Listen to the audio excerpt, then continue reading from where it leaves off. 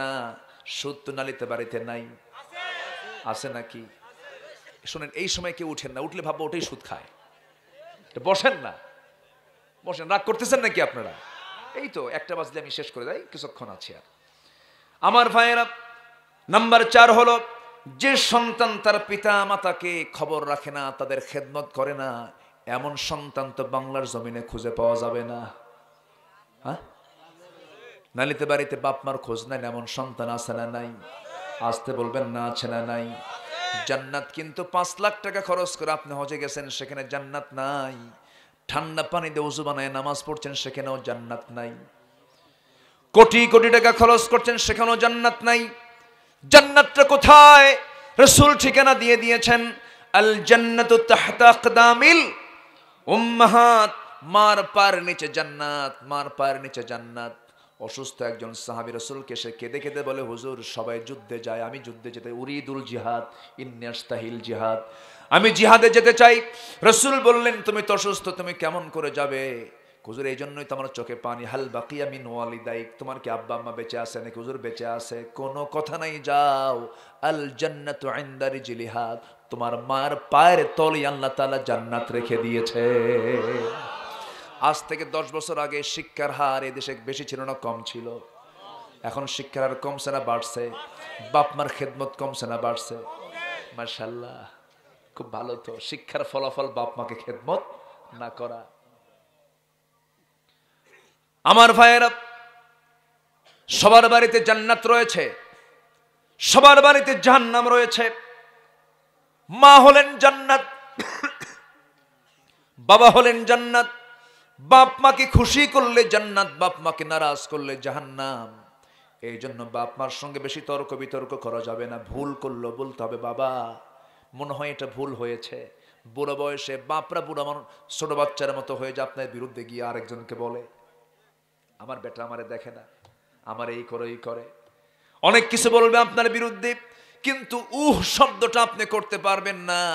Yemen থেকে একজন মুসলমান মক্কায় হজ করার জন্য গেছেন। আব্দুল্লাহ ইবনে ওমরের সামনে তিনি বলছেন, আমি আমার মাকে এত বেশি কোলে নিয়েছি খেদমত করতে গিয়া, এত কোনো একটা বাচ্চাকেও আমি আমার জীবনে এত কোলে নেই নাই।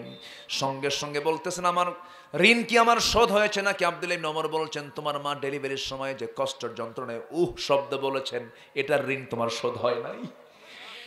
আমার ভাইয়েরা, আমার মা, আমার বাপ, তারা যেই হোক না কেন, যেই পর্যায়ের হোক না কেন, বাপ মার জন্য ইন্টারফেয়ার করার কোনো যোগ্যতা পৃথিবীর কোনো সন্তানের।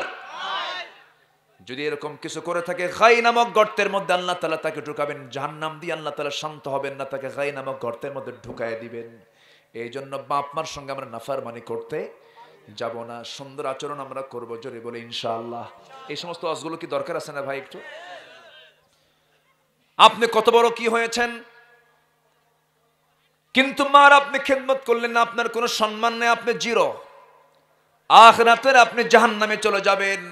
রাকিমান ফুহু, রাকিমান ফুহু, রাসূল বলেছেন, তার নাক ধুলাই মলিন হোক, তার নাক ধুলাই মলিন হোক। সাহাবীরা বলছেন, ইয়া রাসূলুল্লাহ, আপনি এমন করে কার কথা বলছেন? রাসূল বলছেন, যে ব্যক্তি তার জীবদ্দশায় তার মাকে, বাপ অথবা দুজনকে পেল, অথচ জান্নাত সে পেল না, তার নাকটা ধুলাই মলিন হোক। মানে বোঝা গেল, বাপ মার গ্রিন সিগন্যালে বান্দার জান্নাত হয়ে যাবে।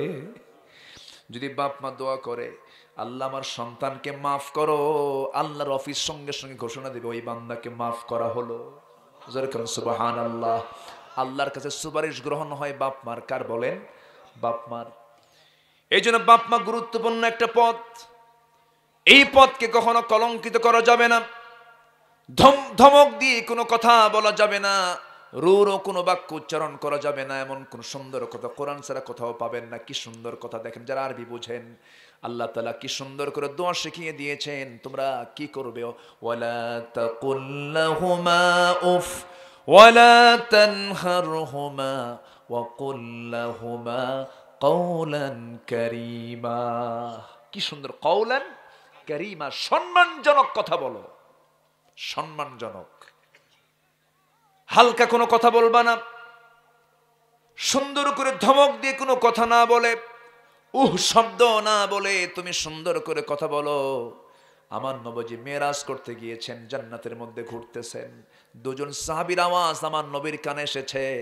পিছনে তাকায় দেখেন তারা নাই, কিন্তু তাদের আওয়াজ তার কানে।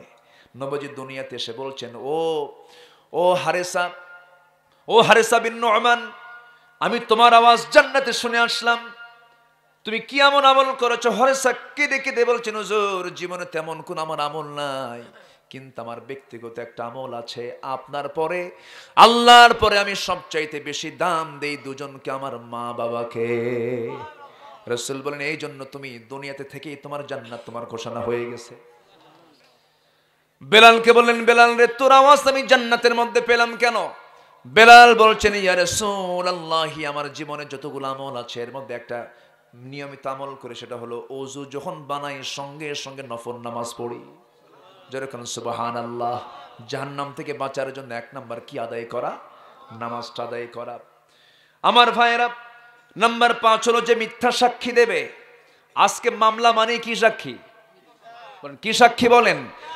মামলা মানেই মিথ্যা সাক্ষী। সব জায়গায় মিথ্যা সাক্ষী, মিথ্যা সমস্ত কথাগুলো সেখানে জোড়াতালি মিলানো হয়। যে ব্যক্তি মিথ্যা সাক্ষী দেবে, মিথ্যা সাক্ষীর বদৌলতে যদি কোনো বান্দা জেলখানায় ঢোকে, তার বউ যদি হক থেকে বঞ্চিত হয়, তার ছেলে যদি হক থেকে বঞ্চিত হয়, কিয়ামতের দিন এই হক থেকে বঞ্চিত হওয়ার জন্য যে সাক্ষী দিছে তাকে জাহান্নামের গর্তে ঢোকাবেন কে? আল্লাহ। কষ্ট হচ্ছে মনে হয় আপনাদের? আচ্ছা, অনেক লম্বা কথা ছিল। নাম্বার 6 হলো ওই সমস্ত নারীকে আল্লাহ তাআলা গাই নামক গর্তের মধ্যে ঢুকায় দিবেন যে সমস্ত নারীরা নিজের অপরের সঙ্গে জেনা করে সেই সন্তানকে স্বামীর সন্তান বলে চালায়া দেয়, অপকর্ম করে, জেনার কাজ করে। সমস্ত নারীকে আল্লাহ তাআলা গাই নামক গর্তের মধ্যে ঢুকাবেন।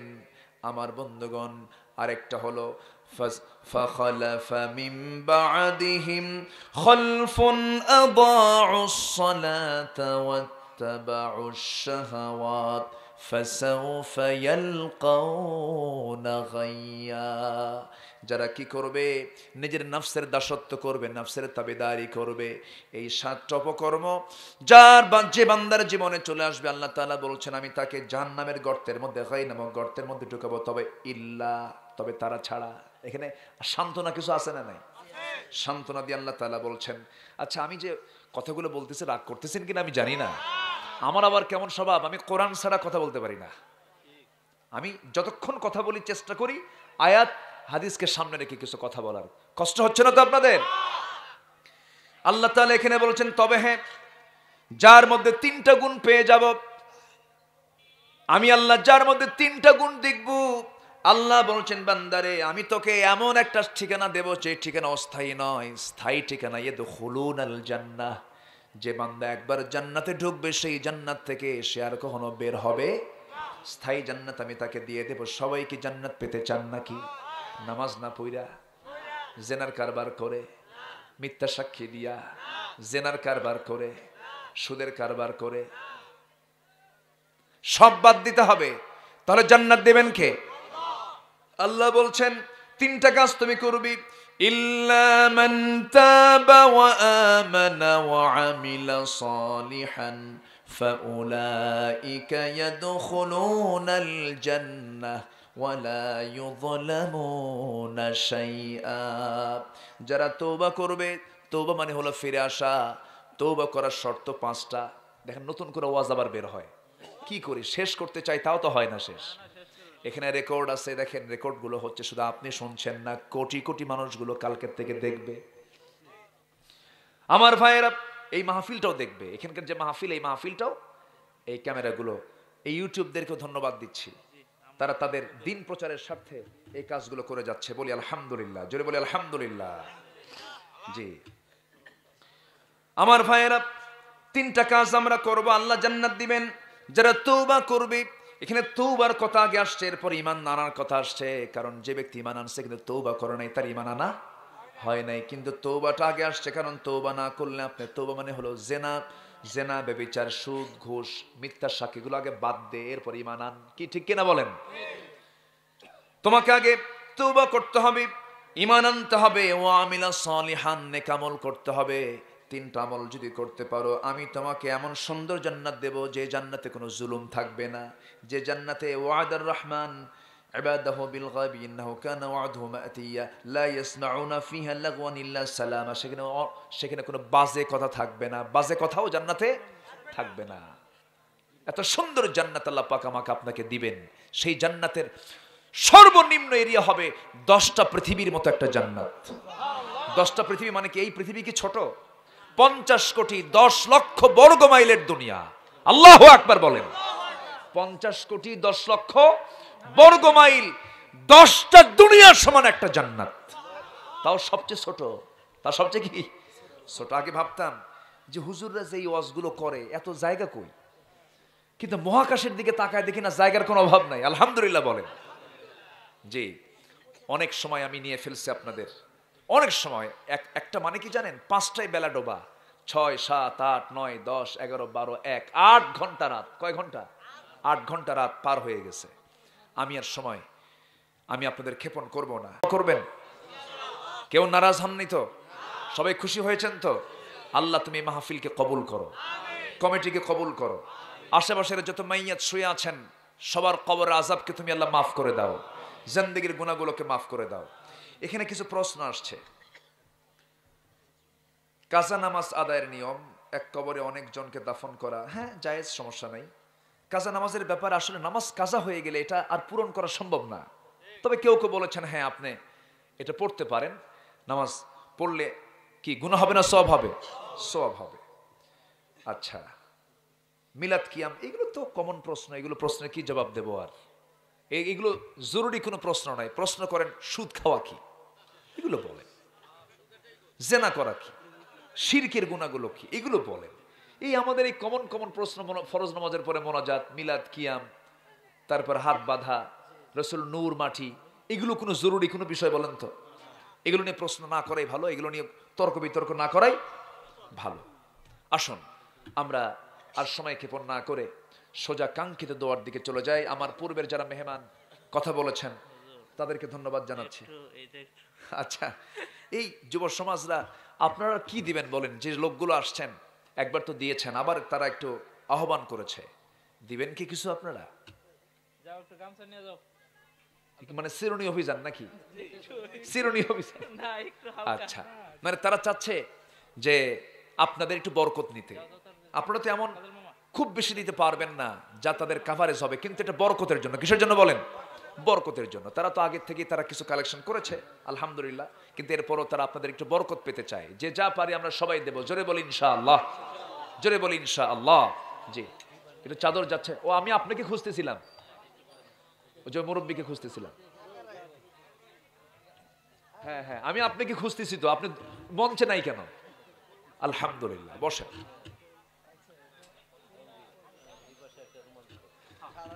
আলহামদুলিল্লাহ, বসেন।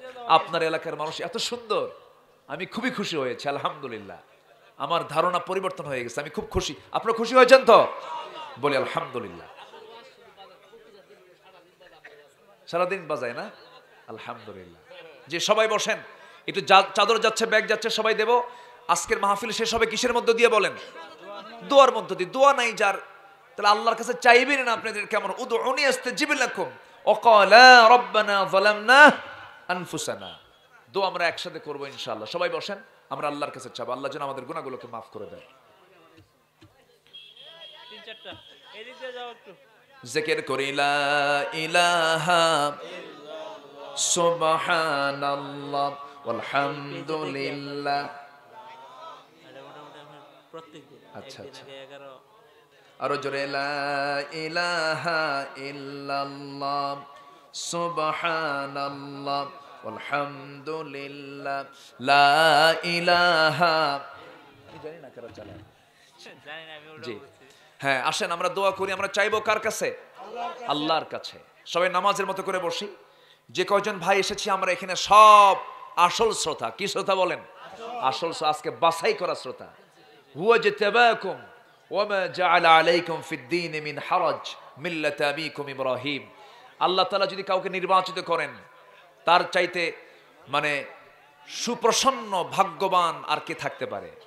আসুন আমরা আজকের মাহফিলে যারা এসেছি আমরা ভাগ্যবান। আসুন আমরা দোয়া করব। আমরা চাইবো কার কাছে? আমার ডাক্তার ভাইকে দোয়ার দায়িত্ব দিয়ে দিলাম, আপনি দোয়া করেন। হ্যাঁ, আপনি করেন? আপনি? আল্লাহ, আপনি করেন? এই আসেন। কেন শুধু মাহফিল করলে হবে? মাহফিল তো করতে হবে, শিখতে হবে। জি ইনশাআল্লাহ। আসুন আমরা দোয়া আমরা চাইবো কার কাছে? আল্লাহর কাছে। আসুন দোয়া দোয়া। আল্লাহুম্মা আমিন। রব্বানা যালামনা আনফুসানা ওয়া ইল্লাম তাগফির লানা ওয়া তারহাম।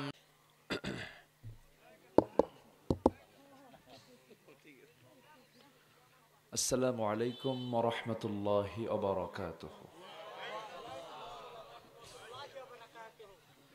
إن الحمد لله الأكرم الذي خلق الإنسان وكرم وعلمه من البيان ما لم يعلم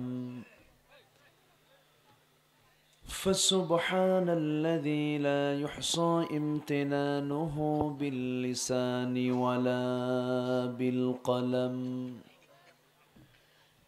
نشهد أن لا إله إلا الله وحده لا شريك له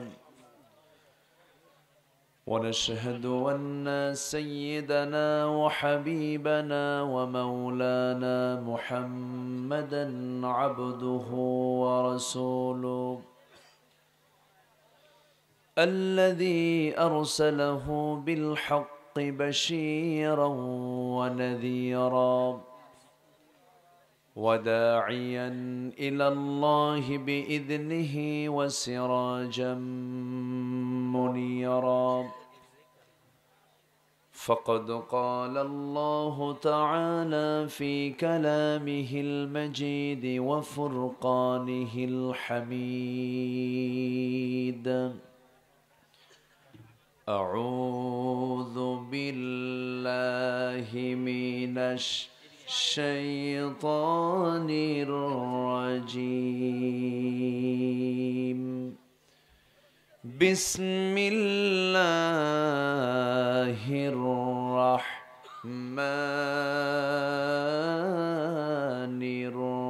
الرحيم فخلف من بعدهم خلف أضاعوا الصلاة واتبعوا الشهوات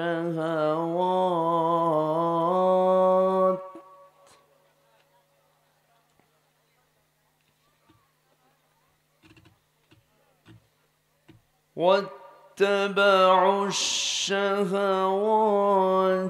فسوف يلقون غيا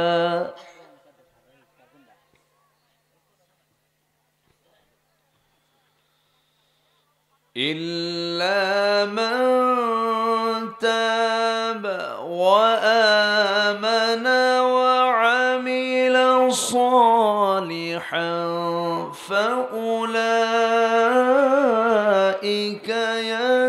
يدخلون الجنة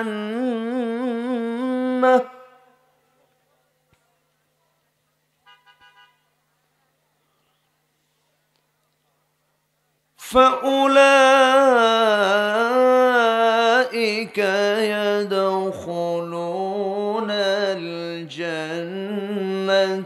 ولا يظلمون شيئا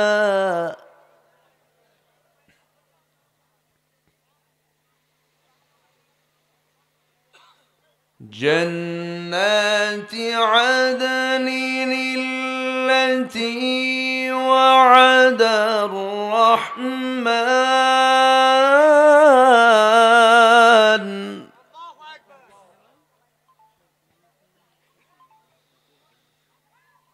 التي وعد الرحمن عباده بالغيب إنه كان وعده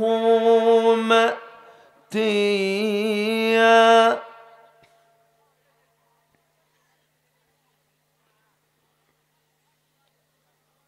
لا يسمعون فيها لغوا إلا سلاما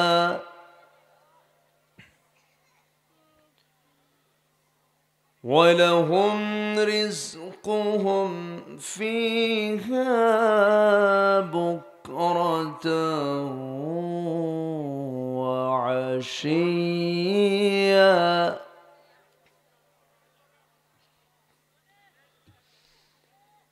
الله أكبر بسم الله الرحمن الرحيم إن الله وملائكته يصلون على النبي يا أيها الذين آمنوا صلوا عليه وسلموا تسليما اللهم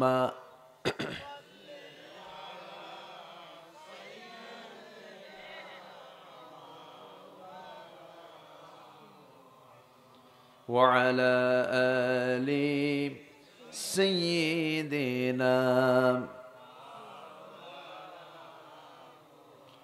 সবাই বলুন بلغ العلا بكماله كشف التجى بجماله حسنت جميع خصاله سلوا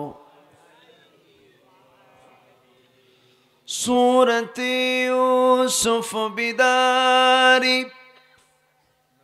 حكمة لقمان ما قارئ قرآن باري يهدي لسادمان ما بلغ العلا بكماله كشف التجى بجماله حسنت جميع خصاله سلوا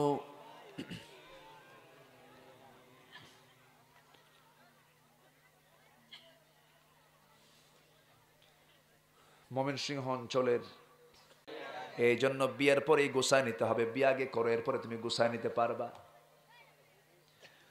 আমার ভাইয়েরা, কিন্তু যুবকরা বিয়ে না করে করে কি স্কুলের বারান্দায় মহিলা গার্লস স্কুলের সামনে গিয়ে আস্তে করে বসে থাকে এতিমের মতো। যখন কোনো মেয়ে যখন গেট থেকে বের হয় পিছনে পিছনে হেঁটে যায়, কথা বলতে চায় না, মেয়ে পিছন থেকে বলে ময়না একটু কথা কও। আছে না নাই বলেন? আছে। এতিম হওয়ার চাইতে বিয়ে করাই চাস্তে কয়, এতিমের সাথে বিয়ে করাই ভালো। জেনার কাজ করা যাবে না, নোংরামিতে যাওয়া যাবে না, কোনো নোংরামি করা যাবে না। আমার রাসূল তার মেয়ে ফাতিমাকে বিয়ে দিয়েছেন টাকা দেখে নয়, পয়সা দেখে নয়, বাড়ি দেখে নয়, ঘর দেখে নয়। আজকে মেয়ের বাপরাও দুষ্ট কম না। যুবকরা বলতেছে মনে মনে হুজুর ভালো করে কন, যেন তাড়াতাড়ি বিয়ে হয়ে যায়। হওয়া দরকার তো। মেয়ের বাপরাও দুষ্ট কম নয়। ছেলে নির্বাচন করতে গিয়ে তাকওয়া আগে দেখে না, নামাজ কালাম আগে দেখে না, দিনদারিতা আগে দেখে না। আগে দেখে হলো মঙ্গল গ্রহে অফিস আছে নাকি, কোন গ্রহে। দুনিয়া থাকলে হবে না, মঙ্গল গ্রহে থাকতে হবে। এই সমস্ত বিষয়গুলোকে মাথায় নেওয়া যাবে না। আমার মুরব্বী ভাইরা, মুরব্বী বাবারা, আপনার মেয়েকে বিয়ে দিতে নিয়ে সবার আগে দেখবেন, আপনার মেয়েকে যদি সুখী করতে চান, আপনার মেয়ের জন্য পাত্র সেটাই নির্ধারণ করবেন যার কপালে সেজদার চিহ্ন আছে, যার লেবাসে ইসলাম আছে, যার মুখে দাঁড়িয়ে আছি। হয়তো কোটি কোটি টাকা তার সম্পদ না থাকতে পারে, কিন্তু আপনার সন্তানকে সে সুখ দিতে পারবে, কিন্তু বেনামাজি মানুষ কখনো আপনার মেয়েকে সুখ দিতে পারবে না। রাসূল তার মেয়ে ফাতিমাকে বিয়ে দিয়েছেন ধনীর সাথে না গরিবের সাথে? ঘর বাড়ি ছিল, টাকাও নাই পয়সাও নাই, সব ধনী ধনী সাহাবী বিয়ের প্রস্তাব দেয়, রাসূল বলেন নট অ্যালাউ। সবার প্রস্তাব দেওয়া শেষ, সাইয়েদনা আলীর কথা বলছেন সাহাবীরা, যাও আলী তুমি বিয়ের প্রস্তাব দাও। আমি দিলে কেমনে হবে, এত দামি দামি সাহাবীরা প্রস্তাব দিয়ে পারলো না, কারণ যাও না তুমি একটু ট্রাই করো। উনি আস্তে আস্তে নবীর সামনে এসে দাঁড়ালেন। রাসূল বলেন আলী তুমি কিছু বলবা? কি যে বলবো নিজেও জানি না, তুমি কি আমার মেয়েকে বিয়ে করো? দিলে করা যায়। জোরে কোন সুবহানাল্লাহ। রাসূল খুব খুশি হলেন, বলেন আলী তুমি তো বিয়ে করবা, টাকা পয়সা আছে? হুজুর টাকা পয়সা পাবো কই, বাড়ি তো নাই আমার, কিছুই নাই তোমার, কে এই যে ঢাল এই যে তরবারি। বিশ্ব নবীর মেয়েকে রাসূল বিয়ে দিচ্ছেন, আল্লাহু আকবার বলেন। শিক্ষা আছে না নাই? রাসূল বলেন যাও ঢালটা বিক্রি করে আস। বিয়েকে সহজ করেছেন মুহাম্মদ সাল্লাল্লাহু, রাসূল বিয়েকে সহজ করে দিয়েছেন। আর আজকে বিয়েটা কি কঠিন। 35 বছর পার হয়, চুল টুল নাই, সাদে মাল নাই, কি কথা বোঝেন নাই? তাও বিয়ের সময় হয় না। আমার নবীজি বললেন যাও ঢালটা বিক্রি করে আসো। বিক্রি করে আসলেন, বিক্রি করতে গেছেন, কিন্তু কাস্টমার হচ্ছেন সাইয়েদনা ওসমান। ওসমান বলছেন আলী কি ব্যাপার, সাত সকালে এই ঢাল নিয়ে তুমি বাজারে কেন? কে বিক্রি করবো কেন? বিয়ে ঠিক হয়েছে। কার সাথে? আপনার শালীর সাথে। সুবহানাল্লাহ বলে। ওসমান তো খুব খুশি হলেন। ওসমান জিন নুরাইন রাদিয়াল্লাহু তাআলা তিনি বললেন ঠিক আছে ঢালটা আমাকে দাও, আমি তোমার এটা কিনে নিচ্ছি।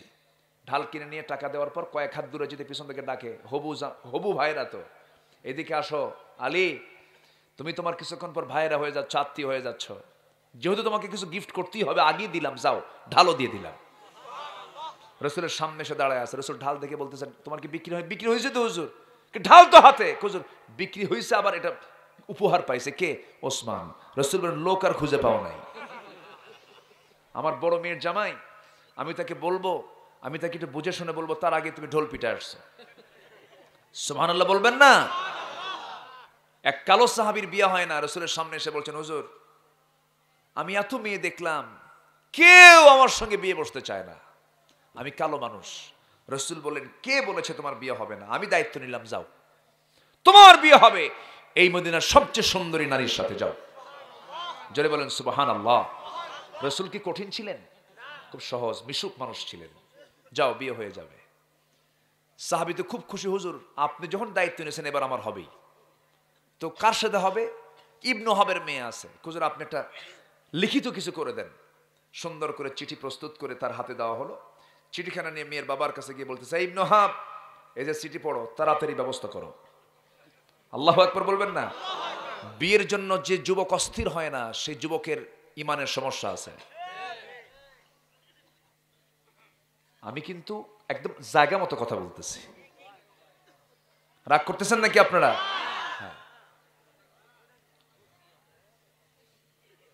হ্যাঁ ও সাসা খুশি, সমস্যা নেই, পোস্ট অফিস খোলা আছে তো।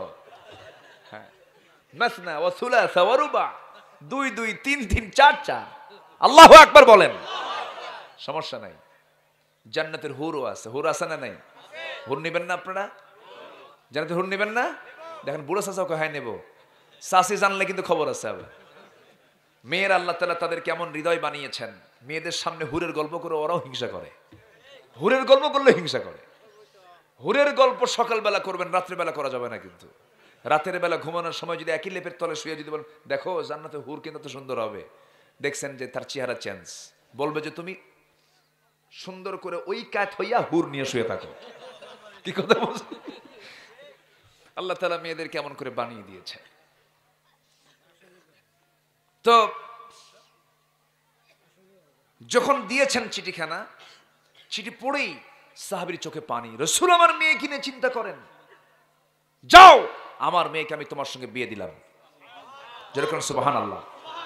কিন্তু সাদ তুমি তো কালো, আল আসওয়াদ আস-সুলাইমি, আমার মেয়ে তো চাঁদের মতো সুন্দর, খুব সুন্দরী মেয়ে, আমি কি করি দেখি তো, আমার মেয়েটা যদি পছন্দ করে তাহলে বিয়ে হবে।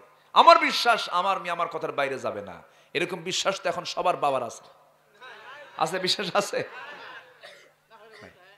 হ্যাঁ হ্যাঁ। ওই সাহাবী করলেন কি, এই কথা বলেই ভিতরে গেলেন। ইতিমধ্যে বাবার সমস্ত কথাগুলো মেয়ের কানে চলে গেছে, শুনেছেন তিনি দেওয়াল ঘেঁষে ঘেঁষে। এবার মেয়েকে বলছে, বাপ মা শোনো, নবীর প্রস্তাব এসেছে একটা ছেলে কিন্তু কালো, কি করবে বলো? তিনি বলছেন, আব্বা এই জাগতিক জীবনে আমার যদি কোনো বিয়ে হয়, আমার নবীর পছন্দ করা সেই ছেলে ছাড়া আমার জীবনে আর কোনো বিয়ে হবে না। তারা দেখেছেন কালো না গুণ? তারা দেখেছেন কালোর দিক না ভালোর দিক? আমার ভাইয়েরা, সৌন্দর্যের সবচেয়ে গুণগত দিক হলো তার তাকওয়া। বেলালের মধ্যে রূপগত সৌন্দর্য ছিল না, কিন্তু তার মধ্যে কিসের সৌন্দর্য ছিল? গুণগত সৌন্দর্য ছিল। এত কালো মানুষ, তাকে কালো পাহাড় বলে সাহাবীরা মাঝে মাঝে ডাকতো। 3টা কালো ইতিহাসের মধ্যে বিখ্যাত, তার মধ্যে একজন হচ্ছেন বেলাল, একজনকে বলেন, আরেকজন হচ্ছে সূরা লোকমানের লোকমান, আরেকজনকে লোকমান, আরেকজন সাদ আল আসওয়াদ আসসালামী। 3টা কালো নিয়ে আজকে কিছু কথা বলি বলি বলি বলি বলি জোরে বলি ইনশাআল্লাহ। আমার ভাইয়েরা, সেই সাদ আল আসওয়াদ আসসালামী রাদিয়াল্লাহু তাআলা আনহু যখন বাইরে অপেক্ষা করছেন, মেয়ের বাবা এসে বলতেছে রাজি হয়ে গেছে আমার মেয়ে, আমিও রাজি। সাদ বলে আমিও তো রাজি। চলে গেলেন নবীর কাছে, গিয়ে বলছেন, ইয়া রাসূলুল্লাহ, আমি আজকে সফল, বিয়ে সব ঠিকঠাক, সবাই রাজি, হুজুর বিয়েটা করায় দেন। রাসূল বলেন, বিয়েতে করবা, টাকা আছে নাকি? হুজুর টাকার দায়িত্ব আমারে দিলে পরে জীবনে আর বিয়ে হবে না। জোরে কোন সুবহানাল্লাহ। রাসূল বলেন, বিয়ে না, যদি টাকা না থাকে তুমি বিয়ে করবা কেন? হুজুর দায়িত্ব যখন আপনি বিয়ের নিয়েছেন, টাকাটা আপনি দেন, আমি বিয়ে করি। জোরে কোন সুবহানাল্লাহ। রাসূল কত ইজি ছিলেন, কত কি লাগে। বিসিএস ক্যাডার হতে হবে, এমক পাস করতে হবে, এই পাস পুশ করতে করতে 50 পার হয়। 50-এ করে বিয়া, 60-এ হয় বাচ্চা। যখন 60 বছর বয়সে ছোট বাচ্চা নিয়ে ঘোরে, তখন লোকজন কয়, এই ছেলে, এটা তোমার দাদা না নানা? কি কথা কি বুঝতেছেন আপনারা? হ্যাঁ। আমার নবীজি এবার সাহাবীকে বলছেন, সাহাবী একটু থামো, ওসমান এদিকে আসো, নোমান এদিকে আসো, আমার এই সাহাবীর বিয়ে হবে, তোমরা কিছু টাকা পয়সা দাও। 200 200 400 দিরহাম নিলেন। নিয়ে বলছেন, সাদ রে যাও, এই যে তোমাকে দিরহাম গুলো দিলাম, যাও মদিনার বাজার থেকে বাজার করে আনো, আগামীকালকে তোমার বিয়ে হবে। বিয়ের বাজার করার জন্য চলে গেছেন। এমন সময় তার কানে একজন সংবাদ দিলেন, একজন মুজাহিদ বলছেন, ও সাদ, তুমি কি জানো যুদ্ধের কিন্তু ডাক এসেছে, যুদ্ধের দামামা বাজতেছে, কি করবা বলো? কিছুক্ষণ মাথা নিম্নগামী করে মাটির দিকে চোখ রেখে মনে মনে চিন্তা করলেন, বিয়ের পিড়িতে বারবার বসার সুযোগ আছে, কিন্তু জিহাদের ডাক আমার কানের জীবনে নাও আসতে পারে। জিহাদকে প্রাধান্য দিয়া, ওয়া জিহাদিন ফি সাবিলিহি ফাতারাব্বাসু হাত্তা ইয়াতি আল্লাহু বিআমরিহি। আল্লাহু আকবার বলেন। যাদের কাছে পিতা মাতা, স্ত্রী, সন্তান, সন্ততি, পরিবার পরিজন, সূরা তাওবার 24 নম্বর আয়াত, যাদের কাছে সম্পদ সহায়, এরপরে বাড়িঘর, ব্যবসার জিনিসপত্র, এদের এইগুলোর চাইতে আল্লাহ এবং রাসূল এবং জিহাদকে তাদের বেশি পছন্দনীয় না হবে। আল্লাহ বলছেন, অচিরেই তোমাদের জন্য একটা ফয়সালা আসতেছে, একটা ভয়ঙ্কর নিউজ আল্লাহ তাআলা দিয়েছেন। এই জন্য সকল কিছুর চাইতে ভালোবাসতে হবে 1 নাম্বার কাকে? নাম্বার 2 মুহাম্মদ সাল্লাল্লাহু ওয়া জিহাদিন ফি সাবিলি, জিহাদকে ভালোবাসতে হবে। এই আয়াতের বাস্তবায়ন ঘটায় দিলেন সাদ।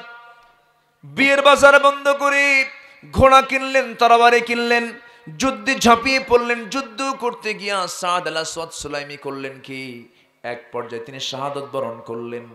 নবীর কানে সংবাদ গেল, হুজুর সাদ তো দুনিয়া থেকে বিদায় নিয়েছে। আমার নবীজি সাদের বিদায়ের খবর জানা মাত্রই বলেন, কোন সাদ? হুজুর যে সাদের বিয়ের কথা গতকালকে ছিল। আমার নবী আস্তে করে তার সামনে চলে গেলেন, লাশটার দিকে তাকাচ্ছেন, চেহারার দিকে তাকাচ্ছেন, একবার কাঁদেন, একবার হাসেন, একবার হাসেন, একবার কাঁদেন। সঙ্গে সঙ্গে সাহাবীরা বলছেন, হুজুর এমন তো আচরণ ইতিপূর্বে আমরা লক্ষ্য করিনি, আপনি কেন এরকম করছেন? আজ হাসেন কেন, কাঁদেন কেন একজনকে দেখে? রাসূল বলছেন, হাসতেছি এক কারণে, কাঁদতেছি আরেক কারণে। কাদার কারণ হলো আমি সাদের সব আয়োজন সম্পন্ন করলাম, কিন্তু জাগতিক জীবনে আমার সাদ বিয়ে করতে পারলো না। এই জন্য আমি কাঁদি। আর হাসতেছে এই জন্য আমার সাদ জান্নাতের মেহমান হয়ে জান্নাতের মধ্যে উড়ে বেড়াতেছে, আর জান্নাতের হুররা তাকে টানাটানি করে বেহেশতের দিকে নিয়ে যেতেছে। যেরকম সুবহানাল্লাহ। আমার নবীজি জানাজার দায়িত্ব নিলেন, সাদের জানাজা রাসূল নিজে পড়ালেন, আর বললেন ওই মদিনার মেয়ের সঙ্গে তার কথা ছিল, সুন্দরী মেয়ে, সেই সুন্দরী মহিলাটা কোথায়, তাকে আড়ালে নিয়ে আসো। আড়ালে নিয়ে আসা হলো। রাসূল আড়াল থেকে বলছেন, ও মদিনার হুরে মদিনা, সুন্দরী নারী, আজকে আমার সাদের সঙ্গে তোমার বিয়ে হয়ে যেত, কিন্তু সাদ তো বিয়ের বাজার করতে গিয়ে সে জান্নাতের বাজার করে ফেলেছে।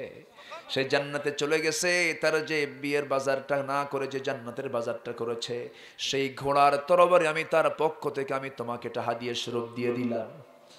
আমার ভাইরা, আমার বন্ধুগণ, ওই যুগের নারীরা পছন্দ করেছেন সুন্দর চেহারা না তাকওয়া? কি দেখে পছন্দ করেছেন? আমার মা, আপনার চারিত্রিক সৌন্দর্য একটু আনা দরকার। একজন মহিলা সাহাবী রাসূলের সামনে এসে বলছে, হুজুর আমার কি বিয়ে হবে না? রাসূল বললেন, অবশ্যই তোমার বিয়ে হবে। হুজুর আমার যদি বিয়ে হয়, জান্নাতুল পুরুষ যেন আমার স্বামী না হয়, কি কি গুণ চাও তুমি বলো? মহিলা সাহাবী বলছেন, যিনি আমার স্বামী হবেন আমি তার মধ্যে তিন থেকে চারটা গুণ দেখতে চাই। কি কি গুণ? 5 ওয়াক্ত নামাজ বা জামাতে পড়তে হবে। সুবহানাল্লাহ বলেন। এরকম মহিলা তখন বাংলার ঘরে ঘরে। হ্যাঁ,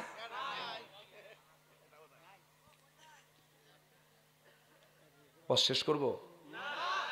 শেষ করব না, কি করব বলেন? চালাবো কতক্ষণ? ফজর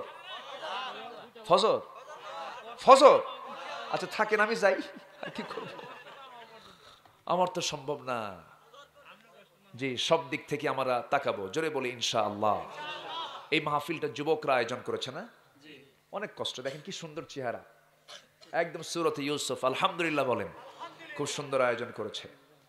আমি এই মাহফিল কমিটিকে ধন্যবাদ দিচ্ছি, তারা এত সুন্দর ফুল বাগান সাজিয়েছে। আল্লাহ তুমি কবুল করো, জোরে বলি আল্লাহুম্মা আমিন। সুন্দর আয়োজন তারা করেছে। সম্মানিত ভাইয়েরা, তো ওই মহিলা সাহাবী বলছেন, হুজুর যিনি আমার স্বামী হবেন তিনি যেন 5 ওয়াক্ত নামাজ বা জামাতে পড়েন, এবং গোটা রাত তাহাজ্জুদ পড়তে হবে, তাকে নফল নামাজ পড়তে হবে, এবং যে রাতে তিনি নামাজ পড়তে পারবেন না তাকে কোরআন তেলাওয়াত করে সময় কাটাতে হবে, দিনের বেলা রোজা রাখতে হবে। রাসূল এই সমস্ত কথাগুলো শুনে ভাবলেন যে এরকম লোক তো খুঁজে পাওয়া মুশকিল। দিনের বেলা রোজা, রাত্রেবেলা তাহাজ্জুদ নামাজ, নফল নামাজ, বইয়ের হক আদায় হবে কখন? কি আমার কথা কি বুঝতেছেন আপনারা? রাসূল কি প্রস্তাব করলেন? রাসূল তো বিয়েকে সহজ করে দিয়েছেন, কারণ বিয়ে আছে যেখানে জেনা নাই সেখানে। আর আজকে কি বিয়ে সহজ না কঠিন? কঠিন হয়ে গেছে। এটা হচ্ছে শয়তানদের ফাঁদ। এটা কিসের ফাঁদ বলেন? শয়তানের ফাঁদ। জেনা বাড়বে সমাজে, যখন যেখানে জেনা সেখানেই মদ, যেখানেই মদ সেখানেই খুন, ঠিক কিনা? এগুলোই চলছে আজ। আমার নবীজি সাহাবা কেরামদের মধ্যে প্রস্তাব দিলেন। এর মধ্যে একজন সাহাবী উঠে বললেন, হুজুর আমি প্রস্তুত আছি, আমি বিয়ে করব। বিয়ে হয়ে গেল। কয়েক মাস পর ওই মহিলা সাহাবী এসে বলতেছে, হুজুর আবার কান্দে। রাসূল বলেন, তুমি বিয়ের পরেও কান্দো, বিয়ের আগেও কান্দো, ব্যাপারটা কি? হুজুর আমার স্বামী কোনো শর্তই পূরণ করেনি। তাই যদি হয় তাহলে তোমার স্বামীকে আগে হাজির করো, দুজন মিলে আমি কথা বলবো। বিচার করতে গেলে এক পক্ষ না দুই পক্ষ দরকার। আমার দেশে কয় পক্ষ লাগে? কোনো পক্ষই লাগে না। কোনো পক্ষ লাগে নাকি? যেদিকে ক্ষমতা সেই দিকে ফায়সালা, ঠিক কিনা? আমার নবীজি বললেন, নিয়ে আসো। নিয়ে আসা হলো। আমার নবীজি বললেন, ও সাহাবী, তোমার স্ত্রী তোমার বিরুদ্ধে রিপোর্ট দিয়েছে তুমি নাকি 5 ওয়াক্ত নামাজ জামাতে পড়ো নাই, রমজান মাসে রোজা রাখো নাই, নফল নামাজ তুমি পড়ো নাই, কি ব্যাপার বলো তো? তিনি বলছেন, হুজুর আমার বউ বোঝে নাই, সে বুঝতে পারে না আমি কোনো কিছুই বাদ দেই নাই। কি করেছো তুমি? 5 ওয়াক্ত নামাজ অন্তত জামাতে না পড়তে পারলেও ফজর এবং এশার নামাজ আমি জামাতে পড়েছি। আপনার বর্ণিত হাদিস, যদি কোনো বান্দা ফজর নামাজ, এশার নামাজ যদি জামাতে পড়তে পারে, গোটা রাত তার আল্লাহ তাআলা নফল নামাজের সওয়াব তার আমলনামায় দিয়ে দেন। গোটা রাত ধরে ধরে বসে বসে আমার নামাজ পড়ার কি দরকার? রাসূল মুস্কি মুস্কি হাসি মারতেছেন। এরপরে বলছেন, তুমি নাকি নফল রোজা রাখো নাই, হুজুর কি বলেছে আমি নফল রোজা রাখি নাই? আপনার বর্ণিত হাদিস সুম্মাত বাহু, শাওয়াল চাঁদের, রমজান পরবর্তী শাওয়াল চাঁদের যে সিত্তুম মিন শাওয়াল, 6টা রোজা যে রাখবে আল্লাহ তাআলা গোটা বছর নফল রোজার সওয়াব আল্লাহ পাক তার আমলনামায় দিয়ে দিবেন। হুজুর আমি কি বাদ দিছি নাকি? আপনি আমার স্ত্রীকে বলেন না সেই রোজা রাখছে, আপনি বলেছেন এই 6টা রোজা, আমি 6টা রোজা রাখছি, আমার সারা বছর রোজা রাখার কি দরকার? নবীজি মুস্কি মুস্কি হাসি মারলেন। এরপরে বলছেন তুমি নাকি কোরআন তেলাওয়াত করো না? হুজুর কে বলেছে? প্রত্যেকটা রাতে আমি যখন ঘুমাতে গেছি জোর আওয়াজে সূরা ইখলাস আমি 3 বার পড়েছি। আপনার বর্ণিত হাদিস সূরা ইখলাস হলো গোটা কোরআনের 3 ভাগের 1 ভাগ। যদি কেউ গোটা সূরা ইখলাস 3 বার পড়তে পারে আল্লাহ রাব্বুল আলামিন গোটা কোরআন খতমের সমান সওয়াব তার আমলনামায় দিয়ে দেন। রাসূল মুস্কি হাসি মেরে বলেন ও মহিলা, কে বলেছে তোমার স্বামী হক আদায় করে নাই? সবই তো পালন করেছে। এখন মহিলা বলতেছে হুজুর ও যে এরকম সালাকটা কি আমি জানি নাকি? আল্লাহু আকবার বলেন। এর মধ্য দিয়ে আমরা কয়টা আমল শিখলাম? বলেন কয়টা আমল? 3টা আমল। আমরা ফজর নামাজ, এশার নামাজ একা পড়বো না, জামাতে পড়বো। সারা রাত নফল নামাজের সওয়াব কে দিবেন? গাই নামক গর্ত থেকে কে বাঁচাবেন? আল্লাহ বাঁচাবেন। গাই নামক গর্তের মধ্যে 7 শ্রেণী যাবি। এক্সট্রা করে জেনাকার, জেনা করতে করতে পাকা হয়ে গেছি। নাম্বার 2, জি মদ্যপাই, মদ খেতে খেতে পাকা হয়ে গেছে, মদের ব্যবসাও করে, মদ নিজেও খায়। এমন কাস্টমার, এমন দোকানদার তো আমার দেশে নাই। আসতে বলবেন না আছে না নাই? একটা মুসলিম দেশে মদের দোকানদার, তার নামের আগেও কিন্তু মোহাম্মদ আলহাজ লাগানো। চিন্তা করেন, মদের ফ্যাক্টরি আছে, মদের ফ্যাক্টরি উদ্বোধন হবে, তার জন্য দোয়া করার জন্য কিছু হুজুরও আছে। যখন বলা হয় আসেন তো একটু দোয়া করেন, দোয়া করে আল্লাহ গো এই মদের ফ্যাক্টরিতে তুমি আল্লাহ বরকত দিয়ে দাও। এই যে সিনেমা চালু হবে আল্লাহ সিনেমার তুমি ব্যবসা সফল করে দাও। আছে না নাই? জোরে করে নাউজুবিল্লাহ।